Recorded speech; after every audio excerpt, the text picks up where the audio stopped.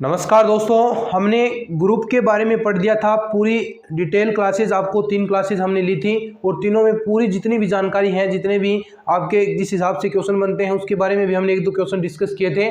आज हम एक और नया टॉपिक जो आपके सिलेबस के अकॉर्डिंग हम जो चीज़ें चल रही हैं, सिलेबस के अकॉर्डिंग एक और नया टॉपिक है। वैसे इसमें नाम नहीं दे रखा कि सब ग्रुप टॉपिक है, लेकिन क्वेश्चन इसके आते हैं और आगे जो चीज़ें हम पढ़ेंगे नॉर्मल सब ग्रुप के बारे में पढ़ेंगे, उससे पहले हमें सब ग्रुप भी पढ़ना पड़ेगा। तो इंपॉर्टेंट टॉपिक है, डायरेक्ट क्वेश्चन भी पूछे जाएंगे। इसमें जो क्वेश्चन आए हैं वो भी हम इस टॉपिक के बारे में चर्चाएं करेंगे कि कौन कौन से क्वेश्चन आए हैं। तो चलिए आज हम शुरुआत करते हैं सब ग्रुप की।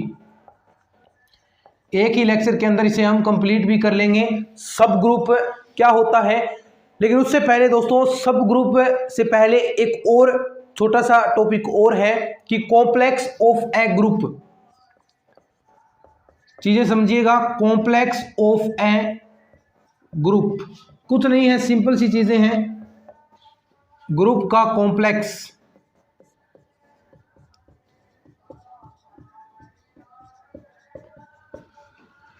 कुछ नहीं है दोस्तों। मान लीजिए, थोड़ा सा समझिए, बाद में हम चीजें अच्छे से और भी समझेंगे इसे। जी आपके पास ग्रुप है और एच, जी आपके पास ग्रुप है और एच इसका सबसेट है। ये क्या है? ग्रुप है और एच इसका सबसेट है। और सबसेट कैसा होना चाहिए? नॉन एम्प्टी, यानी अरिक्त, उसमें कुछ न कुछ एलिमेंट्स होने चाहिए। अब देखिए, ये तो आपका मान लीजिए सेट हो गया और ये सबसेट, सबसेट का तात्पर्य क्या है? उपसमुच्चय, यानी हम ऐसे पढ़ते हैं एच और ये सबसेट जी। अगर एग्जांपल से समझे कि सबसेट सबसे पहले होता क्या है, तो मान लीजिए जी के अंदर इतने एलिमेंट हैं, 1 2 3 4 और 5, और एच के अंदर मान लीजिए 1 2 3, ये 3 एलिमेंट हैं। अब एच जी का सबसेट कहलाएगा, एच जी का सबसेट कहलाएगा कब? जब एच के जितने भी एलिमेंट्स हैं वो सारे के सारे जी के अंदर हैं। यानी एच के जितने भी एलिमेंट है, 3 एलिमेंट है, तो क्या वो जी के अंदर है? बिल्कुल है। तो ये एच जी का क्या होगा? सबसेट होगा, यानी एच सबसेट ऑफ जी। यही हमने बात की है कि किसी ग्रुप का कोई भी नॉन एम्प्टी सबसेट जी का कॉम्प्लेक्स कहलाएगा। बस ये डायरेक्ट डेफिनेशन है। अब ये डेफिनेशन लिख देता हूं, आपको चीजें समझ में आ गई। कुछ नहीं है, सिंपल चीजें हैं कि किसी डेफिनेशन हिंदी में लिख लीजिए, किसी ग्रुप जी का कोई भी non empty subset, subset H G का कॉम्प्लेक्स कहलाएगा। बस ये अपने नोट्स के अंदर ये चीज ऐड कर लीजिए, कॉम्प्लेक्स कहलाएगा। बस अभी हमने सब ग्रुप नहीं पढ़ा है, अभी हम सब ग्रुप को टॉपिक में ला रहे हैं। कैसे ला रहे हैं? एक टॉपिक है ग्रुप का कॉम्प्लेक्स क्या होता है। अब यहीं से डेफिनेशन निकल कर आएगी, सब ग्रुप की यहीं से डेफिनेशन निकल कर आएगी कि सब ग्रुप क्या होता है। तो सबसे पहले देखिए, किसी ग्रुप जी का कोई भी नॉन एम्प्टी सेट, जितने भी कितने भी बन सकते हैं, एच बन गया, यहाँ पर के भी बन सकता है, एल भी बन सकता है, तो नॉन एम्प्टी सबसेट तो कितने भी हो सकते हैं, तो वे सारे के सारे क्या कहलाएंगे? इसके कॉम्प्लेक्स कहलाएंगे। ठीक है। अब इसकी कॉम्प्लेक्स की कुछ प्रॉपर्टीज है, गुणधर्म है कि एच यानी 3 अगर इसके नॉन एम्प्टी सबसेट है, 3 कॉम्प्लेक्स हैं, तो उनका गुणा क्या होगा, उनका इनवर्स क्या होगा, किस प्रकार चीजें निकलेंगी। थोड़ी सी वो प्रॉपर्टीज पढ़िए, उसके बाद हम सब ग्रुप टॉपिक स्टार्ट करेंगे। वो भी सिंपल सा है, ज्यादा कुछ खास नहीं है। अगर ये आपको समझ में आ गया, एक बार आपने लिख लिया होगा इसे, साथ में थोड़ा बहुत लिखते जाएं, क्योंकि ये चीज़ें अब आपने लेक्चर देख लिया तो आपको दोबारा फिर ये चीज़ें देखनी ना पड़े, इसलिए थोड़ा सा इसे लिख लिया करें जो भी चीज़ें हैं। क्योंकि बाकी मैं ये नोट्स तो आप तक प्रोवाइड करवा दूंगा, अभी पूरे तैयार करेंगे। साथ साथ में जितने भी लेक्चर होंगे, पूरी ग्रुप थ्योरी कंप्लीट होगी तो उनके एक साथ आपको ये नोट्स मिलने वाले हैं। तो उससे पहले थोड़ा बहुत अगर आपने लिखा है तो अच्छा रहेगा। चलिए अब देखिए properties of a complex. Complex के गुणधर्म, हिंदी में बात करें कॉम्प्लेक्स के गुणधर्म क्या है? कुछ नहीं है, सिंपल है। मान लीजिए सपोज दैट H और K दो किसी ग्रुप G के कॉम्प्लेक्स है, ठीक है। तो सबसे पहली कंडीशन आती है कि अगर हम H और K को अगर हम ऑपरेशन लगाएं, इसका तात्पर्य दोस्तों अगर कुछ न देर का है यहां पर, तो इसका अर्थ यही है कि उनके मध्य ऑपरेशन लग रहा है। वो कैसा भी हो सकता है, अब जरूरी नहीं है ये गुणा ही है, ये गुणा H के, इसको आप ऐसा नहीं कर सकते कि ये गुणा है, क्योंकि अगर प्लस ऑपरेशन देर का है तो इन दोनों का अर्थ हो जाएगा H और K को जोड़ना। समझे बात को? ऑपरेशन है इसका अर्थ, अगर कुछ भी साइन यहां पर ऐसा है, ये इसका अर्थ हो गया ऑपरेशन। अगर कुछ नहीं देर का तो इसका अर्थ यही है H और K में ऑपरेशन हो रहा है, जो भी संक्रिया देर की है। उसका तात्पर्य ये कतई नहीं है कि गुणा है, केवल मात्र हम गुणा नहीं कह सकते। यहां पर जो आपको ऑपरेशन देर का है, अगर प्लस का देर का तो इसका तात्पर्य प्लस है, और दोनों एलिमेंट्स को आपको ऐड करना पड़ेगा। कैसे, अभी एग्जांपल से हम करेंगे इसको। तो H और K का जो मल्टीप्लाई या जो ऑपरेशन होगा, कैसे, H K और H belong to capital H और K belong to capital K। क्या अर्थ है इसका? H और K इसके एलिमेंट हैं। H तो पूरा कॉम्प्लेक्स हो गया, हमने पढ़ा। मान लीजिए ये आपके पास G है, 1 2 3 4 5, ठीक है। और H बराबर हमने मान लिया 1 और 2 है, और K बराबर हमने मान लिया 2 3 5 है, ठीक है। तो H और K का अर्थ ये हमने मान लिया। अब देखिए H तो ये पूरा हो गया 1 2, लेकिन इसके एलिमेंट की बात करें तो इसे स्मॉल h द्वारा हम व्यक्त करेंगे, और इसे हम स्मॉल k द्वारा। ये है, ये एलिमेंट को रिप्रेजेंट कर रहा है H और K के अंदर वाले, ठीक है। अब ये हो गया, अगर H K के मध्य ऑपरेशन लगाए तो डायरेक्ट आपको क्या करना है, उनके एलिमेंट्स हैं। अब मान लीजिए H K का हम ऑपरेशन कर रहे हैं, तो डायरेक्ट 1 और 2 ऐसे ऑपरेशन लगेंगे साथ में। और कैसे, अभी एग्जांपल देखिए हम, देखिए आप मान लीजिए, हम मानते हैं एक और अच्छा एग्जाम्पल मानते हैं। एग्जाम्पल है आपके पास -2 4, ये है H के इक्वल, और K के इक्वल है आपके पास 1 और 3, ठीक है। अब आपको कहा है प्लस संक्रिया, यहां पर देखिए, यहां पर डायरेक्ट लिख रखा है प्लस ऑपरेशन के लिए, यानी ऐसे लिख सकते हैं कि G है आपका, वो प्लस ऑपरेशन के लिए आपको H K निकालना है। अब देखिए डायरेक्ट H K निकालना है, प्लस संक्रिया है। अब प्लस है तो मल्टीप्लाई नहीं होगा, ऑपरेशन आपको ध्यान देना है। ये बार बार मैं क्यों कह रहा हूं, plus plus plus multiply, operation को आपको साफ तौर पर ध्यान देना है, क्योंकि ये तो पूछेगा तो H K, ना कोई उसके बीच में साइन होगा ऑपरेशन का, कुछ नहीं, डायरेक्ट H K पूछेगा। तो H K पूछेगा तो आप कहीं मल्टीप्लाई ना कर दें, -2 को 1 के साथ मल्टीप्लाई ना कर दें। करना क्या है आपको, करना प्लस है इस बार, ठीक है, ये ध्यान रखें। तो प्लस करना है, देखिए -2, ये +1 होगा K, +1 कोमा -2, जैसे बाकी मल्टीप्लाई करते हैं उसी प्रोसेस, लेकिन प्लस साइन आएगा 3 और 4 +1 और 4 +3, क्या आएगा, -2 +1 -1, और यहां पर +1 5 और 7, ये आ गया H K। ऐसे निकालने हैं।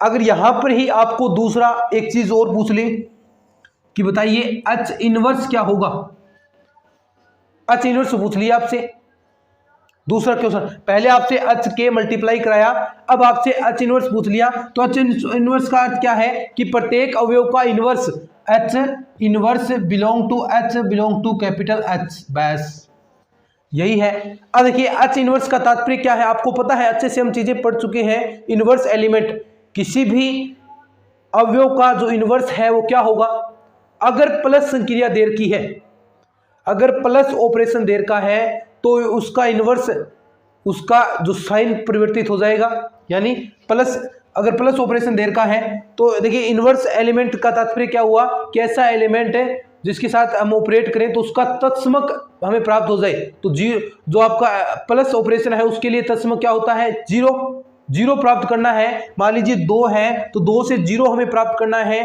तो इसका इनवर्स क्या होगा, -2, साइन ही चेंज हुआ है तभी तो रिजल्ट 0 आएगा।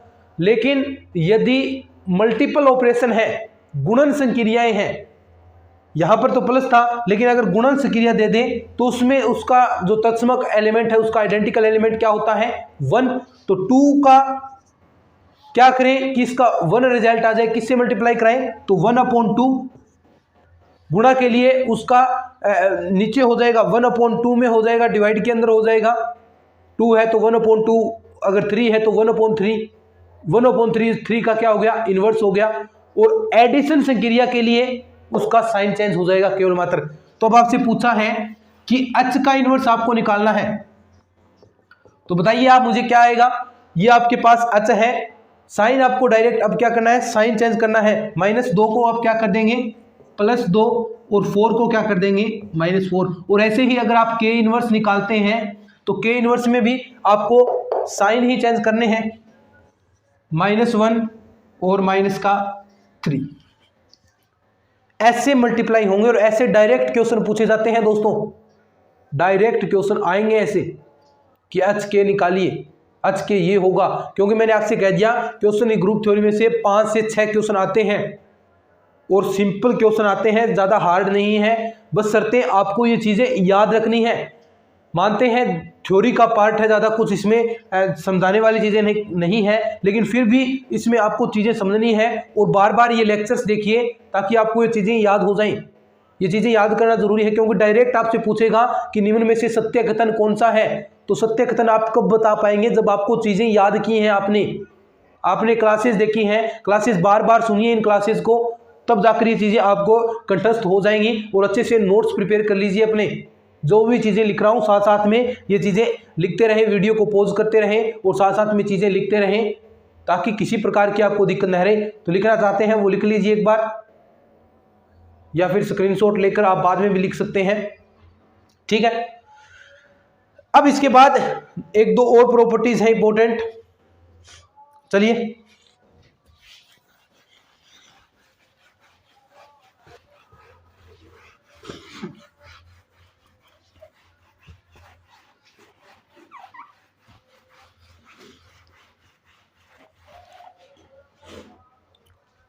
अब प्रॉपर्टीज आ रही है, ये तो हमने कॉम्प्लेक्स के बारे में बताया था कि कॉम्प्लेक्स किस प्रकार करेगा। प्रॉपर्टीज नंबर 1, अगर तीन आपके पास ग्रुप के कॉम्प्लेक्स है किसी जी के H के L, 3 मान लीजिए H के L, ऊपर लिख देते हैं H के L, 3 कॉम्प्लेक्स हैं, ठीक है। तो इनके मध्य देखिए H के L इक्वल होगा किसके, H के L, देखिए इसके ऑपरेट लगाया है, ये इक्वल होगा H के L के, यानी एसोसिएटिव लॉ की पालना होगी। ये चीजें आपको याद रखनी है क्योंकि सत्य असत्य कथन में पूछी जाती हैं। साहचर्यता, H यानी 3 कॉम्प्लेक्स की अगर हम ऑपरेशन करेंगे तो उसमें एसोसिएटिव लॉ की पालना होगी। और एसोसिएटिव मैंने जो चीजें थी वो पहले ही आपसे डिस्कस कर चुका हूं मैं, तो वो आप चीजें अब याद रखेंगे। मैंने क्यों कहा था कि ये जो पहली दूसरी क्लासेस हैं इंपॉर्टेंट है, क्योंकि ये सारा बेस था। अब सारी चीजें यही घूमेंगी, एसोसिएटिव, कभी तत्समक, आइडेंटिकल, वहां पर वो चीजें याद कर ली तो आपकी बात खत्म है। अब डायरेक्ट समझाएंगे सात्रियता क्या होती है। तो एसोसिएटिव HKl ये पहली प्रॉपर्टी है। नंबर 2 पर ये तो हो गया HKl, अगर हम मल्टीप्लाई कराएंगे तो HK एसोसिएटिव लॉ की पालना करेंगे, ठीक है। दूसरी बात, अगर आप H का इनवर्स निकालते हैं तो उसका H ही प्राप्त होगा। इसका क्या अर्थ हुआ कि अगर आप जो आपके पास कॉम्प्लेक्स दे रखे हैं उनका इनवर्स निकालेंगे तो वही कॉम्प्लेक्स प्राप्त होगा। क्योंकि दोस्तों जो चीजें आपके पास है, अगर इसका इनवर्स निकाला है तो इसका अर्थ ये नहीं कि H का पूरे का निकाले हैं तो एलिमेंट्स उन्हीं में से आएंगे, जो ग्रुप है वो चीजें वही की वही चलती रहेंगी, एलिमेंट्स उसी में से बिलोंग करेंगे, तो जो आपका H है वही आपको प्राप्त हो जाएगा। नंबर 3, अगर आप 2H का एक साथ निकालेंगे तो भी आपको H ही प्राप्त होने वाला है। वो तो हमने एक सिंपल सा एग्जांपल पढ़ा था, वो ग्रुप की प्रॉपर्टीज को फॉलो नहीं करता था, वहां पर न हो, लेकिन ये गुणधर्म है। अगर 2H का ऑपरेशन करते हैं एक साथ ही आप, तो आपको H ही प्राप्त होगा। यानी जो एलिमेंट्स आएंगे वो H ही होगा। H इन्वर्स करेंगे तो भी H ही आपको प्राप्त होगा। तो एक बार लिख लीजिए, फिर हम सब ग्रुप के बारे में पढ़ने वाले हैं।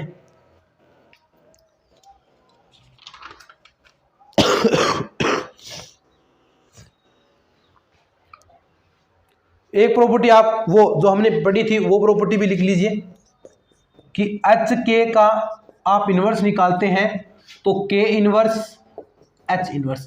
ये चीजें आप लिख लीजिए दोस्तों, काम की चीजें हैं। थोड़ा बहुत लिखते रहेंगे तो चीजें आसान लगेंगी। रिपीट तो करना जरूरी है, क्लास देखने के बाद आपको पढ़ना भी जरूरी है। तो ये चीजें आप थोड़ा तो बहुत लिखते रहे। फिर हम सब ग्रुप के बारे में पढ़ते हैं, ठीक है, लिख लीजिए।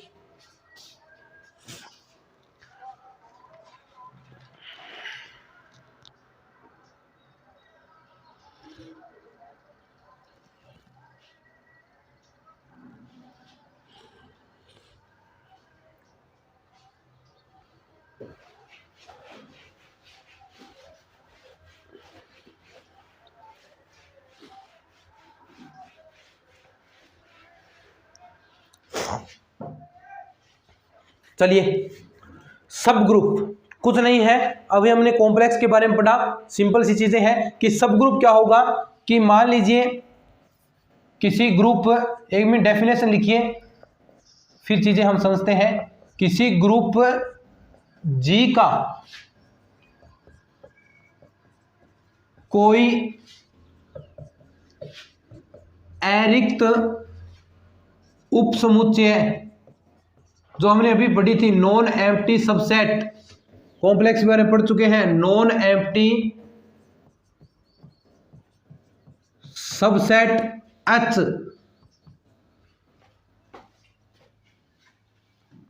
सब ग्रुप कहलाएगा या उपसमुच्चय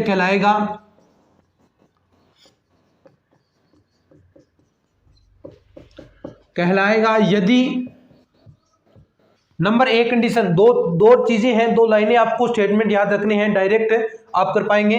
नंबर 1, यदि वह ग्रुप की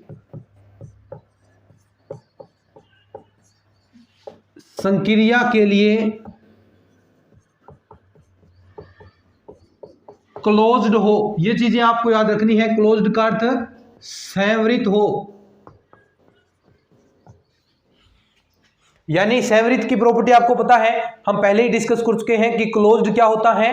क्लोज्ड आपको पता होगा कि अगर A बिलोंग टू H है और B बिलोंग टू H है, तो जो इनके मध्य ऑपरेशन लगाएंगे और जो एलिमेंट हमें मिलेगा A B, वो भी H से बिलोंग करना चाहिए।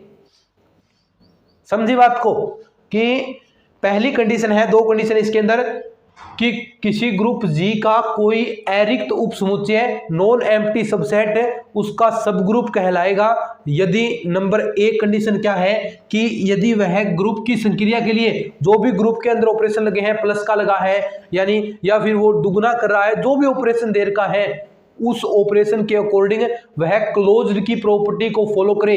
क्लोज्ड यानी सहवृत की प्रॉपर्टी फॉलो करे, सहवृत हो तो नंबर एक ऐसी है A belong to H, B belong to H, A B belong to H. ये क्या है? क्लोज्ड वाली प्रॉपर्टी है। क्लोज्ड का यह तात्पर्य होता है। नंबर दूसरी कंडीशन, वह ग्रुप की संक्रिया में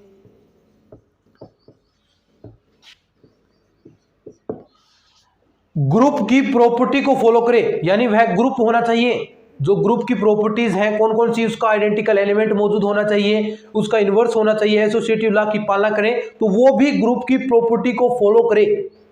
यानी ग्रुप है, ग्रुप की प्रॉपर्टी हमने पढ़ी, तो वो उसका सब ग्रुप तभी कहलाएगा, उसका सबसेट है जब वह ग्रुप की प्रॉपर्टी को भी फॉलो कर रहा है। वो सारी चीजें हैं, उसके अंदर तत्समक है, उसका प्रतिलोम है, वह एसोसिएटिव लॉ की पालना करता है, तब वह सब ग्रुप रहेगा। तो वह ग्रुप की संक्रिया में ग्रुप के प्रॉपर्टी को फॉलो करे या ग्रुप हो, ये भी लिख सकते हैं कि वह ग्रुप की संक्रिया में ग्रुप की प्रॉपर्टी को फॉलो करे और जो आपकी संक्रिया लग रही हैं, उसके लिए ग्रुप हो, डायरेक्ट लिख सकते हैं। या फिर एक लाइन, वह ग्रुप की प्रेरित संक्रिया में लिख सकते हैं, प्रेरित संक्रिया के लिए ग्रुप हो। देखिए एक लाइन अच्छे से वो लिख देते हैं, ये लाइन भी लिख सकते हैं कि वह ग्रुप की प्रेरित संक्रिया के लिए, जो ग्रुप की में संक्रिया लग रही है, संक्रिया के लिए ग्रुप हो। यानी मैं डिस्कस कर चुका हूं कि वह सारी प्रॉपर्टी को फॉलो करे जो ग्रुप के लिए आवश्यक है, यानी वो खुद भी ग्रुप होना चाहिए, ये बात है। तो ये है आपका सब ग्रुप, लिख लीजिए एक बार। और फिर इसकी कुछ प्रॉपर्टीज हैं इंपॉर्टेंट, वो हम करने वाले हैं अभी, और इसका एग्जाम्पल भी आप चाहें तो एग्जाम्पल भी एक साथ में नोट कर लीजिए, ताकि आपको समझ में आ जाए कि किस प्रकार ये उपग्रुप होगा। देखिए एक तो आपके पास है 1 -1 आयोटा और माइनस आयोटा, ये है गुणा संक्रिया के लिए, और इसका जो सबसेट हमने मान लिया H, वो मान लीजिए 1 -1। तो ये देखिए दोस्तों, ये तो आपका ग्रुप हो गया, ग्रुप की प्रॉपर्टी फॉलो करता है, सब कुछ है इसके अंदर। और ये भी ग्रुप की प्रॉपर्टी को क्या सबसे पहले क्लोज्ड है क्या, अगर इन दोनों के अवयव के एलिमेंट क्या मल्टीप्लाई कराएं 1 और -1 की, देखिए इस प्रॉपर्टी के तहत A belong to H, B belong to H, तो क्या इसका गुणा भी इसके अंदर आ रहा है, 1 और -1 की मल्टीप्लाई कराएंगे तो क्या -1 इसके अंदर है, जी बिल्कुल है। तो पहली प्रॉपर्टी फॉलो कर रहा है। दूसरी कि वह ग्रुप की प्रेरित संक्रिया के लिए ग्रुप है क्या, देखिए उसका आइडेंटिकल एलिमेंट मौजूद है, 1 है, बिल्कुल है। और उसका प्रतिलोम, 1 का प्रतिलोम क्या होता है, -1, तो वो भी है। 1 का मल्टी गुणा संक्रिया के लिए 1 ही होगा, तो 1 भी है। तो सब कुछ चीजें हैं, तो ये ग्रुप की प्रॉपर्टी को फॉलो करता है। अगर ये प्लस की संख्या होती तो 1 का प्रतिलोम -1 भी है, तो ये ग्रुप की प्रॉपर्टी को फॉलो करता है। अब इसके जो सब ग्रुप है, इसके गुणधर्म हम करने वाले हैं, तो एक बार आप लिख लीजिए, आपको 10 सेकंड का समय देता हूं मैं स्क्रीनशॉट के लिए।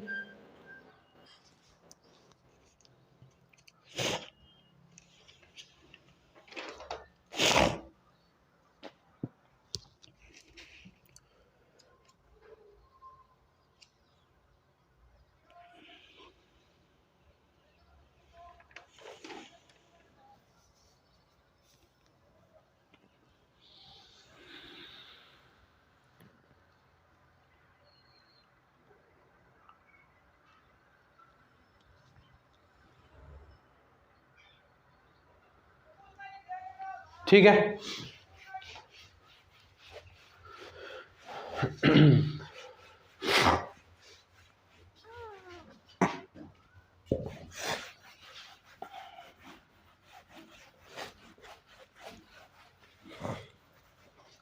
अब देखिए एक प्रॉपर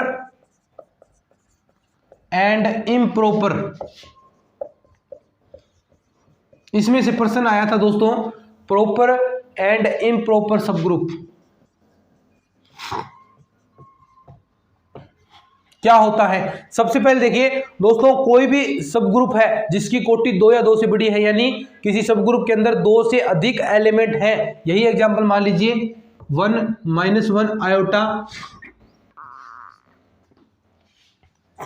ये एग्जांपल है। तो किसी ग्रुप के अंदर अगर उसकी कोटि 2 या 2 से बड़ी है, ध्यान से सुनिए, 2 या 2 से बड़ी है, तो उसके 2 सब ग्रुप तो अवश्य ही होंगे, कम से कम 2 सब ग्रुप होंगे। कौन कौन सा? एक तो ये पूरा ही, क्योंकि खुद का सब ग्रुप होता है, तो ये पूरा जी, मान लीजिए जी है, तो एक तो जी होगा, और एक इसका तत्समक अवयव जो आइडेंटिकल एलिमेंट है, ये 2 तो आपके सब ग्रुप होंगे, क्योंकि आइडेंटिकल एलिमेंट सब प्रॉपर्टीज को फॉलो करता है, तो ये 2 आपके सब ग्रुप होंगे। इन्हें कहते हैं, अगर ये 2 सब ग्रुप है तो इन्हें तो कहेंगे इम्प्रॉपर, यानी विषम इम्प्रॉपर। अगर इसके अतिरिक्त और कोई भी इसके अतिरिक्त अन्य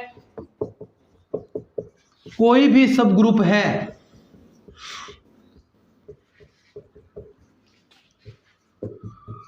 तो उसे प्रॉपर सब ग्रुप कहेंगे। ठीक है, यानी 2 तो होंगे ही होंगे, किसी भी जो आपका ग्रुप है उसके अंदर 2 आपके सब ग्रुप होंगे, जी और उसका तत्समक अवयव। कैसे होंगे ये आपको मैंने समझा दिया। और इसके अलावा कोई भी है उन्हें प्रॉपर कहेंगे और इन दोनों को इम्प्रॉपर कहेंगे। थोड़ा सा ये भी लिख लीजिए, अगर देखिए अगर ग्रुप की कोटि 2 से बड़ी है तो ये कंडीशन होगी, कोटि 2 या 2 से बड़ी। ठीक है, अब इसकी हम प्रॉपर्टीज करते हैं।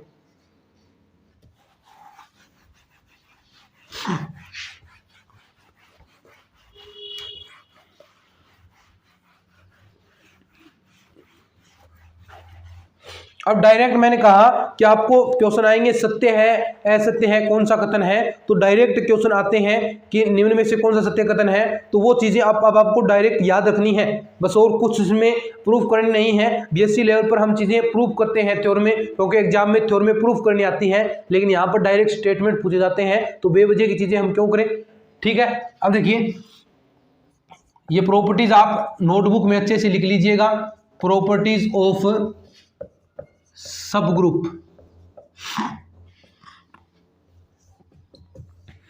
नंबर 1, H का, देखिए सबसे पहली प्रॉपर्टी क्या है कि सब ग्रुप है और एक ग्रुप है, यानी सब ग्रुप की सारी प्रॉपर्टीज जितने भी अवयव हैं सारे ग्रुप के अंदर होंगे। तो दोस्तों जो H का तत्समक अवयव होता है E, सभी में होगा, H में भी होगा, G में भी होगा। जो आपका ग्रुप है तो उसके अंदर तत्समक अवयव तो विद्यमान होगा। तो जो G के अंदर तत्समक अवयव था वही H के अंदर भी मौजूद होगा, वही तत्व होगा, वही उसका आइडेंटिकल एलिमेंट होगा, उसके अलावा दूसरा कुछ भी नहीं होगा। क्या कि H का तत्समक अवयव या आइडेंटिटी एलिमेंट या लिखें तत्समक वही होगा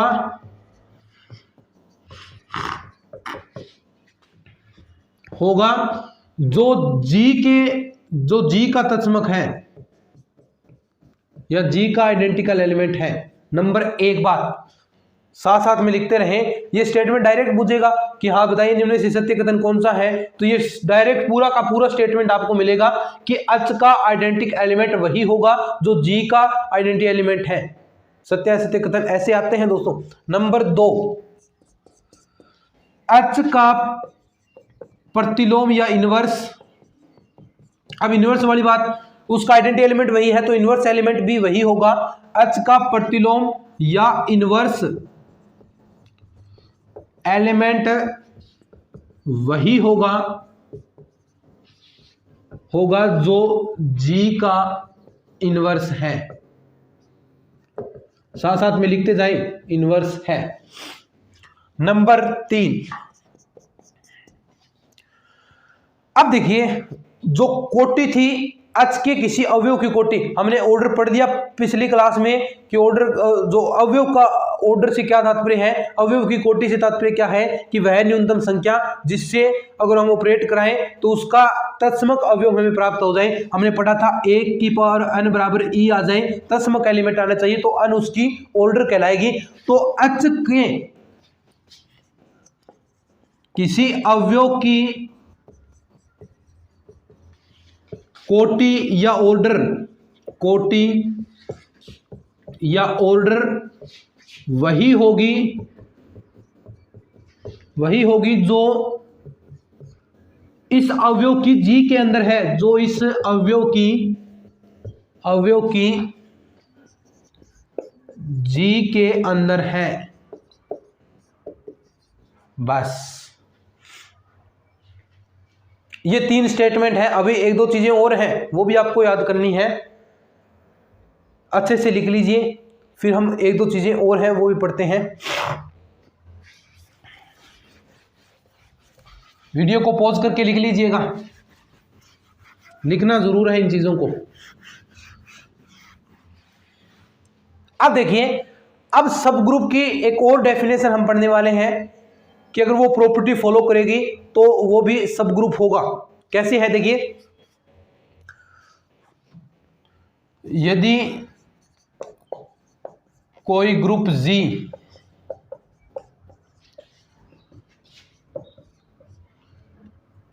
है और H इसका सब group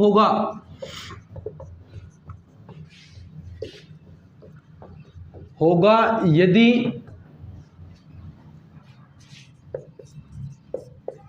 A belong to H, B belong to H, then A B inverse belong to H।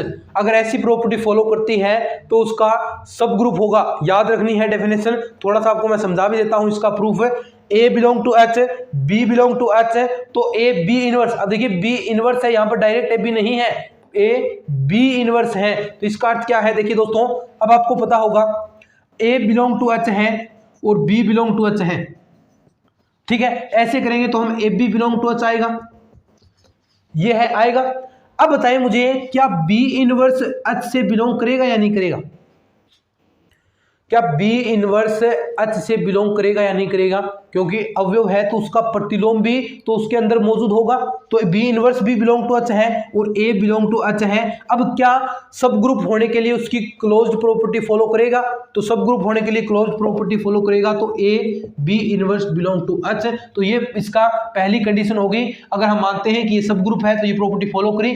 अब नहीं है, अब हम इनवर्स इसका कन्वर्सली हम दोनों ओर से हमें प्रूव करना है, यदि हमें करना है तो इसका कन्वर्सली भी हम ऐसे ही प्रूव कर सकते हैं। 2 एलिमेंट हम लेकर चलेंगे, इसके अंदर है तो वो सब ग्रुप हो जाएगा। ऑटोमेटिक सिंपल सी चीजें हैं ये और ले लीजिए। अब देखिए एक ऐसी ही डेफिनेशन और है, वो भी हम पढ़ते हैं। एक बार आप इसका स्क्रीनशॉट रखिए, चलिए लिख लीजिएगा ये प्रॉपर्टीज। दोस्तों जो आपकी गाइड्स आती हैं उसमें ये चीजें नहीं मिलेगी, क्योंकि मैं कह रहा हूँ बार बार, ये मैं जो आपके बीएससी के अंदर ऑथेंटिक बुकें लगती हैं उनमें से करा रहा हूँ। गाइड में केवल मात्र डायरेक्ट बस छोटी सी सब ग्रुप क्या है बस इतनी सी डेफिनेशन देखकर खत्म कर रखा है सब ग्रुप टॉपिक की। लेकिन ऐसा थोड़ी ना है, सब ग्रुप की डेफिनेशन बताने से क्वेश्चन थोड़ी ना हो जाएंगे। सब ग्रुप की क्वेश्चन करने पड़ेंगे, उनकी प्रॉपर्टीज पढ़नी पड़ेगी, क्योंकि क्वेश्चन तो प्रॉपर्टीज में से आएंगे, सत्य असत्य कथन में से आएंगे, तो उन्हें हम कैसे छोड़ सकते हैं। चलिए नेक्स्ट नंबर 3, कोई ग्रुप जी का उपसमूह है एच सब ग्रुप कहलाएगा। दूसरी डेफिनेशन वैसी ही, सब ग्रुप